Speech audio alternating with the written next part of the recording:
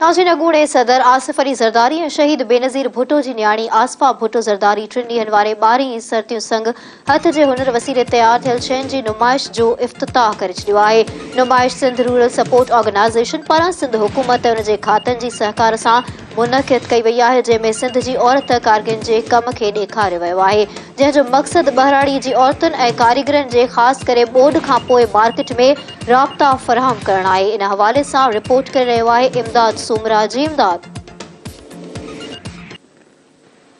जी नाज़रीन, असां हिन वक़्तु मौजूदु आहियूं ओशियन मॉल में, जॾहिं त हिन ओशियन मॉल में जेको आहे सिंध रूरल सपोर्ट प्रोग्राम पारां जेको आहे हिते 12 हिकु जेको आहे सो तक़रीब मुनक़िद कई वई आहे। जॾहिं अचो त हिते हिन एग्ज़िबिशन में जेकी आवाम जी कराची जी आवाम वरी तइदाद में पहुती आहे, उन्हनि खां पुछूं था उन हवाले सां उन्हनि जो कहिड़ो मौक़ुफ़ आहे।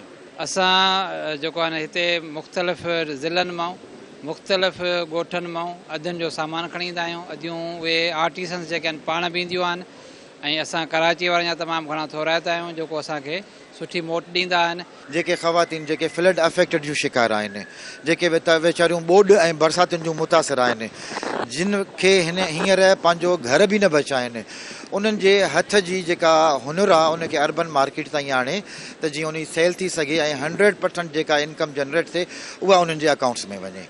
जी जी, असां जारी रखियो, पर इन में असांखे इलाही लॉस थी वियो। असांखे ऑर्डर वग़ैरह मिलणु घटि थी विया। उन खां बाद हाणे असांजो शुरू थियो आहे ऐं अल्हम्दुलिल्लाह सुठो हले पियो ऐं सरतियूं संग असांखे इलाही सपोर्ट कयो आहे। उन्हनि जे थ्रू ई असां हिते आया आहियूं। ऐं मां चवणु चाहींदमि त अहिड़ा एग्ज़िबिशन थींदा रहनि। मां पाण जेको आहे त न SRSO जी तरफ़ खां हिते मौजूदु आहियां ऐं जेको आहे त न इन छो हिते अची करे हिन अहिड़ी फीमेल खे जेको आहे त न जेको आहे त न इनकरेज कयो, अची करे हिन जे कम खे सराहियो ऐं जेतिरो थी सघे मां कराचीअ जे माण्हुनि खे या जेको आहे दरख़्वास्त कंदमि अची करे परचेज़िंग कयो त इन्हनि फीमेल्स खे सपोर्ट थी सघे, जीअं इनखे इनकम में इज़ाफ़ो थी सघे। Thank U. ॾींहंनि जी एग्ज़िबिशन लॻाई वई आहे, हिते असांखे ॾाढो सुठो थो लॻे त जेको आहे माण्हू अचनि था ऐं असांजे सिंधी कल्चर खे इलाही पसंदि था करनि ऐं आर्टिज़न्स जेकियूं असांजी ॻोठ वारियूं माना औरतूं कमु करनि थियूं, उन्हनि जे कम खे ॾाढो पसंदि थो कयो वञे त असांखे ॾाढी ख़ुशी आहे त असीं हिते आया आहियूं, माण्हू हिन खे पसंदि था करनि। Oh yes, I like that they are all handmade. I like it because they are all handmade.